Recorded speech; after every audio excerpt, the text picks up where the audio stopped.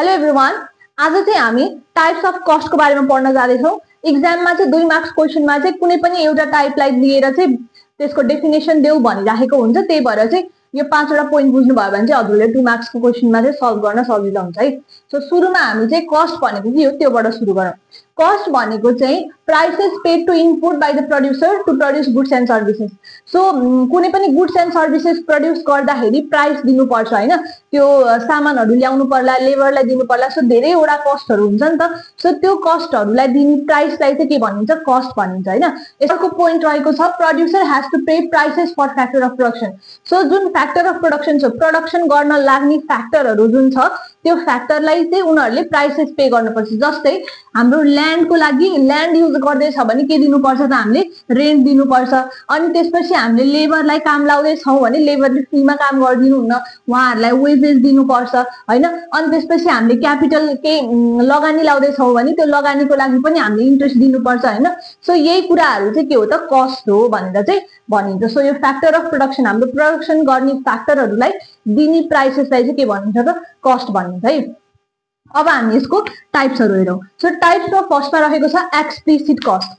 So explicit cost भन्ने बित्तिकै त्यो बाहिर जस्तो सुनिन्छ नि, एक्स्ट्रा होइन, आउटसाइड भन्ने जस्तो बुझिन्छ नि त होइन। यसमा चाहिँ के हुन्छ भन्दाखेरि मोनिटरी पेमेन्ट फ्युच a firm makes to those outsider. So जुन इनपुटहरू प्रोभाइड गर्ने हामीलाई होइन, त्यो हाम्रो प्रोडक्सन गर्नको लागि चाहिने इनपुटहरू जुन पनि ल्याइदिने आउटसाइडरहरू हुन्छ नि, बाहिरको मान्छेले हामीलाई लिएर आइदिन्छ नि, उनीहरूलाई चाहिँ हामीले के गर्नुपर्छ त, मोनिटरी पेमेन्ट दिनुपर्छ। त्यो मोनिटरी पेमेन्ट चाहिँ के हो त, एक्सप्लिसिट कस्ट हो है। सो आउटसाइडरहरूलाई हामीले दिने पैसा चाहिँ के रहेछ त, एक्सप्लिसिट कस्ट रहेछ। सो अर्को पोइन्ट रहेको छ इम्प्लिसिट कस्ट। इम्प्लिसिट कस्ट भनेको चाहिँ contribution made by the producer and there family members के। अनि त्यो जस्तै अब हाम्रो एउटा पसल छ मानौ, त्यो पसलमा चाहिँ अब ओनरले नै सेलिङको काम गरिराखेको हुन्छ नि त। अनि त्यो ओनरले त ल मेरो भएको स्यालेरी भनेर त्यसरी त लिँदैन हो, त्यो उसको कन्ट्रिब्युसन हुन्छ, त्यसलाई चाहिँ कस्ट भनिन्छ। तर त्यो कस्टको चाहिँ के हुँदैन त, मोनिटरी पेमेन्ट हुँदैन। सो मोनिटरी पेमेन्टमा चाहिँ मोनिटरी टर्ममा चाहिँ पे गरेको हुँदैन यसमा चाहिँ। सो इम्प्लिसिट कस्ट भनेको चाहिँ आफूले गर्ने कन्ट्रिब्युसन, ओनरले गर्ने कन्ट्रिब्युसन अथवा ओनरको फ्यामिली मेम्बरले गर्ने कन्ट्रिब्युसन जुन चाहिँ मोनिटरी टर्ममा चाहिँ पे गरिँदैन। सो इक्जाम्पल रहेको छ आफ्नै ल्यान्डमा चाहिँ के गर्ने त, प्रोडक्सन गर्ने। सो आफ्नै ल्यान्डमा प्रोडक्सन गर्दाखेरि हामीले आफ्नो ल्यान्डको रेन्ट भनेर पेमेन्ट त गर्दैनौँ नि त, त्यो चाहिँ के भयो त, हाम्रो इम्प्लिसिट कस्ट भयो। आफ्नो खर्च चाहिँ के हुन्छ त, इम्प्लिसिट कस्ट हुन्छ। अनि त्यसपछि अर्को छ इकोनोमिक कस्ट। इकोनोमिक कस्ट भनेको चाहिँ हाम्रो टोटल कस्ट हो कि। यसमा चाहिँ अब मोनिटरी प्लस नन मोनिटरी कति पेमेन्ट गर्यो भन्ने कुरालाई चाहिँ यसले क्यालकुलेट गर्छ। यसमा चाहिँ हामीले के गर्छौँ भने एक्सप्लिसिट कस्ट र इम्प्लिसिट कस्टलाई चाहिँ जोड्छौँ, त्यसलाई चाहिँ के भनिन्छ त, इकोनोमिक कस्ट भनिन्छ। अब त्यसपछि रियल कस्ट। रियल कस्ट भनेको चाहिँ ओनरले गर्ने सेक्रिफाइसेसहरू के।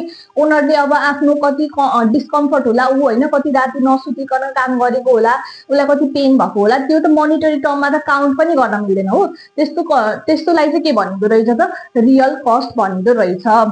मनी कस्ट भनेको चाहिँ के हुन्छ भने यसमा चाहिँ पेमेन्ट गरेको हुन्छ टु द इनपुट्स के। जस्तै हामीले इनपुट्सहरू युज गर्छौँ, अघि नै पनि हामीले यहाँ भनेको थियौँ होइन, ल्यान्डलाई पे गर्ने रेन्ट, अनि त्यसपछि इन्ट्रेस्ट, अनि त्यसपछि वेजेस, यस्तो यस्तो कुराहरूको पेमेन्टलाई चाहिँ के भनिन्छ, यो मोनिटरी पेमेन्टलाई चाहिँ मनी कस्ट भनिन्छ।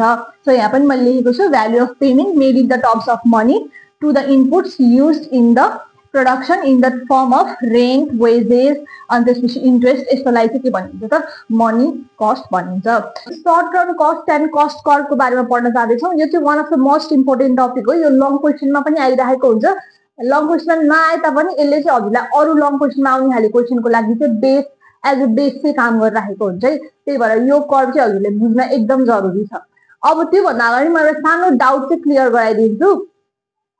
सो हाम्रो जुन कस्ट कर्व छ नि, कस्ट कर्व चाहिँ हाम्रो सर्ट रन कस्ट कर्व भन्ने हुन्छ होइन, सर्ट कस्टको केसमा चाहिँ। अनि त्यसपछि रेभिन्यूको केसमा चाहिँ के हुन्छ भने मोनोपोलीको छुट्टै रेभिन्यू कर्व हुन्छ, अनि त्यसपछि पर्फेक्ट कम्पिटिसन मार्केटको चाहिँ छुट्टै रेभिन्यू कर्व हुन्छ है। त्यही भएर इक्जाममा चाहिँ अब जस्तै टिसिएसिएमसी भनिन्छ नि, यसमा चाहिँ सर्ट रन कर्वको बेसिसमा बनेको हुन्छ। अनि त्यसपछि हाम्रो जुन टिआर एमआर एआर छ नि, यसमा चाहिँ हाम्रो मोनोपोलीको लागि छुट्टै कर्व हुन्छ, अनि त्यसपछि पर्फेक्ट कम्पिटिसनको लागि चाहिँ छुट्टै कर्व हुन्छ है। यदि हजुरले बुझ्नुभयो भने चाहिँ क्लियर आउट हुन्छ, जुन त्यो कन्फ्युजन हुन सक्छ नि त, कन्फ्युजन चाहिँ मैले क्लियर आउट गरिदिएको। अनि मैले चाहिँ मोनोपोलीको रेभेन्यू कर्भ पनि अलरेडी भिडियो अपलोड गरिसकेको छु अनि पर्फेक्ट कम्पिटिसनको रेभेन्यू कर्भको बारेमा पनि अलरेडी भिडियो अपलोड भइसकेको छ है। त्यही भएर हजुरलाई त्यसको बारेमा बुझ्न मन छ भने पनि you can check it out. Okay, अब चाहिँ हामी स्टार्ट गरौँ। इक्जाममा चाहिँ हामी सुरुमै फिगर कर्भ बनाउनतिर लागिहाल्ने चाहिँ होइन कि सुरुमा हामीले ल्याङ्ग्वेज लेख्नुपर्छ थोरै है, इन्ट्रोडक्सन जस्तो बनाएर लेख्नुपर्छ, जुन चाहिँ म हजुरहरूलाई यहाँ भन्न गइरहेको छु है। पहिला अब फर्स्टमा चाहिँ सर्ट टर्म भनेको चाहिँ यस्तो टाइम इन्टरभल हो जहाँ चाहिँ हामीले सबै फ्याक्टर अफ प्रोडक्सनलाई चाहिँ चेन्ज गर्न सक्दैनौँ, किनभने यो चाहिँ के हुन्छ धेरै नै सर्ट टाइम हुन्छ कि सर्ट टाइममा हामीले सबै चिज चेन्ज गर्न चाहिँ सक्दैनौँ है। अनि त्यसपछि हाम्रो यसमा चाहिँ अब सम फ्याक्टर, कुनै कुनै फ्याक्टरहरू चाहिँ यसमा भेरिएबल फ्याक्टर हुन्छ जुन चाहिँ चेन्ज गर्न सक्छौँ, अनि कुनै कुनै फ्याक्टरहरू चाहिँ फिक्स हुन्छ जुन चाहिँ हामीले चेन्ज गर्न सक्दैनौँ है। अनि त्यसपछि अर्को छ सर्ट टर्म कस्ट भनेको चाहिँ fix cost plus variable cost है। यसमा चाहिँ के हुन्छ भने फिक्स्ड कस्ट छुट्टै हुन्छ, भेरिएबल कस्ट छुट्टै हुन्छ, त्यही भएर त्यसलाई जोडेर बल्ल निक्लेकोलाई चाहिँ के भनिन्छ त हामीले सर्ट टर्म कस्ट भनेर बुझ्न सकिन्छ है। अब हामीले यसमा हेरौँ फिक्स्ड कस्ट भनेको पहिला के हो त्यो बुझौँ। फिक्स्ड कस्ट भनेको चाहिँ यसमा चाहिँ के हुन्छ भने यो चाहिँ फिक्स्ड हुन्छ कि हामी जति नै प्रड्युस गरौँ होइन, प्रड्युस नै नगरे पनि 100वटा प्रड्युस गरे पनि 1000वटा प्रड्युस गरे पनि यो कस्ट चाहिँ के हुन्छ फिक्स्ड हुन्छ कि। यसको इक्जाम्पल चाहिँ हामीले कसरी बुझ्न सकिन्छ भने salary paid to permanent staff. अब हामीले प्रोडक्सन नगरे पनि त्यो पर्मानेन्टली बसेको स्टाफलाई त पैसा दिनै पर्यो होइन, अथवा 1000वटा प्रोडक्सन गरे पनि स्यालेरी दिने त त्यही अमाउन्ट हो, त्यही भएर चाहिँ यो चाहिँ के हुन्छ त फिक्स्ड हुन्छ। अनि त्यसपछि इन्ट्रेस्ट, इन्ट्रेस्ट भनेको ब्याज। अब ब्याज पनि हामीले अब 1000वटा प्रड्युस गरौँ 0 प्रड्युस गरौँ ब्याज त दिनै पर्यो, फिक्स दिन पर्यो होइन। हजुरले यति धेरै प्रोडक्सन गर्नुभएको ब्याज धेरै दिनु भन्ने सिस्टम त हुँदैन नि त, त्यही भएर इन्ट्रेस्ट पनि के हुन्छ त सेम हुन्छ, फिक्स्ड हुन्छ, चेन्ज गर्न सकिँदैन यसलाई। अर्को छ भेरिएबल कस्ट। भेरिएबल कस्ट भनेको चाहिँ जुन चाहिँ के हुन्छ भेराइ हुन्छ एज पर द आउटपुट। अब हामीले जतिवटा आउटपुट प्रड्युस गर्छौँ नि त्यतिवटा चाहिँ त्यति चाहिँ भेरिएबल कस्ट हुन्छ। सो यसमा चाहिँ के भइदिन्छ भने यदि हामीले चाहिँ प्रोडक्सन लेभल चाहिँ 0 राख्छौँ होइन, 0वटा प्रोडक्सन गर्छौँ भने चाहिँ त्यति बेला भेरिएबल कस्ट चाहिँ के हुन्छ त 0 हुन्छ। अब अर्को हेरौँ हाम्रो टोटल कस्ट। टोटल कस्ट भनेको चाहिँ यही total fix cost plus total variable cost हो है। सो यसलाई चाहिँ टोटल कस्ट भनेर बुझ्न सकिन्छ। सो यही कुराहरू पनि हजुरहरूको 2 मार्क्स क्वेसनमा चाहिँ सोधिरहेको हुनसक्छ, हजुरले यति बुझ्नुभयो भने चाहिँ लेख्न सक्नुहुन्छ है। अब चाहिँ हामी टेबलतिर लाग्छौँ त्यति ल्याङ्ग्वेज लेखिसकेपछि। सो टेबलमा चाहिँ हामीले के लेख्नुपर्छ भन्दाखेरि सुरुमा क्वान्टिटी कतिवटा प्रड्युस भइरहेछ, अनि त्यसपछि हाम्रो रहेको छ टोटल फिक्स्ड कस्ट, अनि टोटल भेरिएबल कस्ट, अनि त्यसपछि टोटल कस्ट है। टोटल कस्ट भनेको चाहिँ यो र यो जोडिदिने हो। अब अनफर्चुनेटली यसमा के छ भने मैले अरू टेबलहरूमा चाहिँ ट्रिक सिकाइदिरहेको हुन्थेँ, त्यही भएर हजुरहरूले सम्झिराख्नु पर्थेन नम्बर्सहरू, तर यसमा चाहिँ केही पनि ट्रिक्स मैले फाउन्ड आउट गर्न नसकेको भएर चाहिँ यो वाला जुन कोलम छ यो चाहिँ हजुरहरूले सम्झिनु पर्ने हुन्छ है। सो यसमा चाहिँ के हुन्छ भने 0, 20, 30, 45, 80, 135 भएर चाहिँ यसरी टोटल भेरिएबल कस्ट चाहिँ रहेको हुन्छ। अब यसमा हाम्रो टोटल फिक्स्ड कस्ट चाहिँ हामीले जति पनि राखिन सक्छौँ। सो मैले चाहिँ 60 राखेँ है। सो जति पनि लेभलको क्वान्टिटी भए पनि हाम्रो फिक्स्ड कस्ट चाहिँ के हुन्छ त 60 नै हुन्छ है। सो टोटल फिक्स्ड कस्ट हाम्रो 60 भयो, टोटल भेरिएबल कस्ट यसरी रहेको छ। अब हामी टोटल कस्ट निकाल्छौँ, त्यसको लागि चाहिँ यो र यो जोड्नु पर्यो है। सो यो चाहिँ 60 + 0 60 भयो, 60 + 20 80 भयो, 60 + 30 90 भयो, 60 + 80 140 भयो, पछि 60 + 135 195 भयो है। अब चाहिँ हामी ग्राफतिर लाग्छौँ।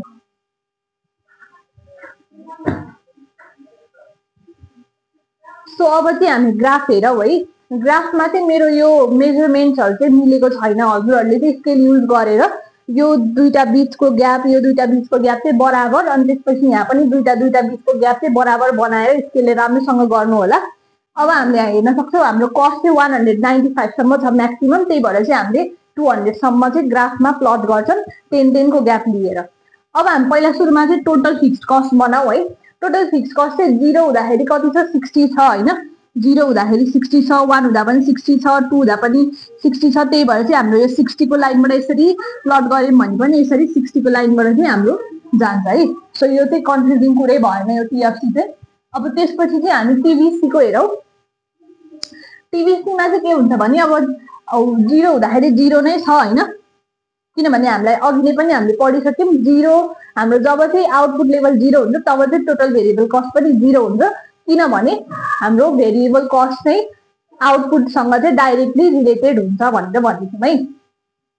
अब 1 हुँदाखेरि 20 रहेछ, 1 हुँदाखेरि 20 है, अनि त्यसपछि 2 हुँदाखेरि 30 है त, अनि 3 हुँदाखेरि 45, 3 हुँदाखेरि 45 अनि त्यसपछि 4 हुँदाखेरि 80 है 4 हुँदाखेरि 80 अनि त्यसपछि 5 हुँदाखेरि 135 यतातिर राखौं है अब हाम्रो 0 बाटै स्टार्ट हुन्छ 0 बाट स्टार्ट भएर यसरी गएर यस्तो खालको चाहिँ एउटा टोटल भेरिएबल कस्ट बन्छ है सो हजुरहरुको चाहिँ कपीमा प्लट गर्दाखेरि अलिकति यो शेप चाहिँ अलि डिफरेन्ट हुन पनि सक्छ तर लगभग यस्तै खालको एउटा शेप बन्छ है हजुरहरुले स्केलले मेजर गरेर राम्रोसँग प्लट गरेर बनाउनु है अब चाहिँ हामी टोटल कस्ट हेरौं टोटल कस्ट चाहिँ सुरुमा कति छ 0 हुँदाखेरि 60 नै छ हैन सो 60 बाट सुरु हुन्छ अनि त्यसपछि 1 हुँदाखेरि कति भयो 80 भयो 2 हुँदाखेरि कति भयो 90 भयो अनि त्यसपछि 3 हुँदाखेरि कति भयो 105 भयो 4 हुँदाखेरि कति भयो 140 भयो 5 हुँदाखेरि कति भयो 195 भयो है त हामी चाहिँ हाम्रो यसरी जान्छौं है हाम्रो टोटल कस्ट चाहिँ यस्तो खालको एउटा कर्व यस्तो एस्टिमेटेड बन्छ है त मैले यो बोर्डमा बनाउने ट्राई त गरेँ तर यो मेजरमेन्ट्सहरु अलिकति गडबड भएर यो फिगर अलि डिफरेन्ट आएको हुन सक्छ त्यही भएर चाहिँ मैले मेरै कपीको चाहिँ फोटो खिचेर हजुरहरुलाई यो भिडियोको बीचमा हालिदिन्छु त्यो हेर्नु होला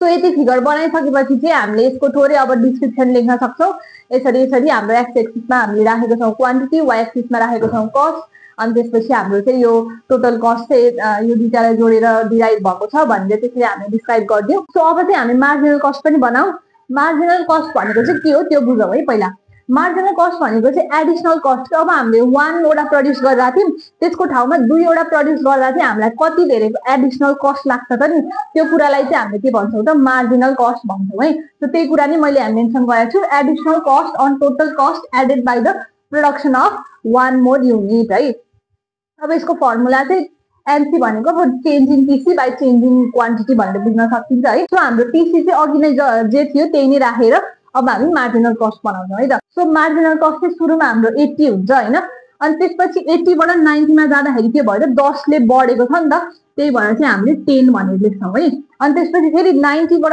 105 मा पुग्दाखेरि कति बढ्यो त 15 बढ्यो है अनि त्यसपछि फेरि 105 बाट 140 हुँदाखेरि कति बढ्यो त 35 बढ्यो अनि त्यसपछि 140 बाट 195 हुँदाखेरि कति बढ्यो त 55 बढ्यो सो यही कुरालाई चाहिँ के भनिन्छ त मार्जिनल कस्ट भनिन्छ अब यो डेल्टाले कन्फ्युजन भएको हुन सक्छ यो पनि म क्लियर गरिदिन्छु है डेल्टा टीसी भनेको चेन्ज इन टीसी सो 1 बाट 2 मा जाँदाखेरि चेन्ज टीसी कतिबाट चेन्ज भए त 10 बाट चेन्ज भए अनि 1 बाट 2 जाँदाखेरि डेल्टा क्यू भनेको चेन्ज इन क्यू अब 1 बाट 2 मा जाँदाखेरि हाम्रो क्वान्टिटी कतिले चेन्ज भयो त 1 ले चेन्ज भयो त्यही भएर 10 डिवाइड बाइ 1 चाहिँ 10 नै हुन्छ त्यही भएर चाहिँ मैले यो फर्मुला अनुसार चाहिँ नगराएको हो हजुरले यसरी नै गर्दाखेरि पनि मिल्छ है सो अब चाहिँ हामी मार्जिनल कस्टको कर्व बनाऊ त्यसको लागि चाहिँ अब हामीले हेर्न सक्छौं मार्जिनल कस्ट म्याक्सिमम 80 सम्म गएको छ त्यही भएर हामीले 10 को डिफरेन्स राखेर चाहिँ 80 सम्म पुगेको छौं है अब क्वान्टिटी 1 हुँदाखेरि कति छ त 80 छ अनि त्यसपछि फेरि के छ त 10 भएको छ हैन अनि त्यसपछि के भएको छ 15 भएको छ हैन अनि त्यसपछि के भएको छ त 35 भएको छ 4 हुँदाखेरि 35 भएको छ हैन अनि त्यसपछि 5 हुँदाखेरि फेरि के भयो त 55 भयो सो हाम्रो चाहिँ कसरी बन्दो रहेछ त यसरी चाहिँ मार्जिनल कस्ट बन्दो रहेछ सो टेक्निकली एउटा यू शेप टाइपको चाहिँ मार्जिनल कस्ट हुँदो रहेछ जहाँ चाहिँ एउटा चुच्चो चाहिँ लोएस्ट पोइन्ट पनि हुँदो रहेछ यसमा है सो हामी बनाउँदाखेरि यसरी एउटा चुच्चो पोइन्ट लिएर चाहिँ मार्जिनल कस्ट चाहिँ कर्व गर्न पर्छ है यो कर्व गर्न चाहिँ मैले किन भनिरहेको छु भने किनभने हामीले फ्युचरमा चाहिँ यही मार्जिनल कस्टको कर्व चाहिँ धेरैचोटि गर्न पर्ने हुन्छ one of the most important question है सो एक्जाममा चाहिँ मार्जिनल कस्टको आइहाल्यो भने चाहिँ यही नै गर्न सक्नुहुन्छ है सो अब चाहिँ हामी एभरेज कस्ट कर्व बनाऊ सुरुमा हामी एभरेज कस्ट भनेको के हो त्यो बुझौँ है त एभरेज कस्टलाई चाहिँ हामीले per unit cost of production भनेर बुझ्न सक्छौं यसको फर्मुला चाहिँ total cost divided by quantity है सो हाम्रो जुन टोटल कस्ट छ त्यसलाई चाहिँ क्वान्टिटीले डिवाइड गर्ने सो टोटल कस्ट अघि नै हाम्रो जति थियो त्यति नै राख्छौं त्यसपछि हामीले एभरेज कस्टको हेरौँ है त सो एभरेज कस्टको लागि चाहिँ के गर्नु पर्यो total cost divided by quantity गर्नु पर्यो है भनेको 80 डिवाइडेड बाइ 1 भनेको 80 नै भयो 80 डिवाइडेड बाइ 1 भनेको 80 नै भयो 90 डिवाइडेड बाइ 2 गर्दाखेरि 45 हुन्छ 105 डिवाइडेड बाइ 3 गर्दाखेरि 35 हुन्छ 140 डिवाइडेड बाइ 3 गर्दा पनि 35 हुन्छ अनि 195 डिभाइडेड बाई 5 गर्दाखेरि चाहिँ 39 हुन्छ है। सो अब चाहिँ हामी यसलाई चाहिँ प्लट गरौँ। अब प्लट गर्नको लागि हाम्रो म्याक्सिमम एभरेज कस्ट 80 सम्म पुगेको छ, त्यही भएर हामीले 10 को ग्याप राखेर चाहिँ 80 सम्म बनाउँछौँ। अब लेट्स स्टार्ट। 1 हुँदाखेरि कति रहेछ त एभरेज कस्ट 80 रहेछ, 2 हुँदाखेरि कति रहेछ 45 रहेछ, 3 हुँदाखेरि कति रहेछ 35 रहेछ, 4 हुँदाखेरि पनि 35, 5 हुँदाखेरि चाहिँ कति छ 39 है त। सो हामी चाहिँ यसरी गएर जान्छ। यो चाहिँ हाम्रो एभरेज कस्ट कर्भ भयो। एभरेज कस्ट कर्भ पनि यति नै रहेको थियो। यो पनि हजुरहरूले चाहिँ बुझ्दै गर्नु होला, किनभने हामीले पछिको इम्पोर्टेन्ट क्वेसनहरूको लागि कर्भ बनाउनको लागि चाहिँ एभरेज कस्ट पनि चाहिन्छ। Relationship between AC and MC को बारेमा चाहिँ पढ्न जाँदैछौँ।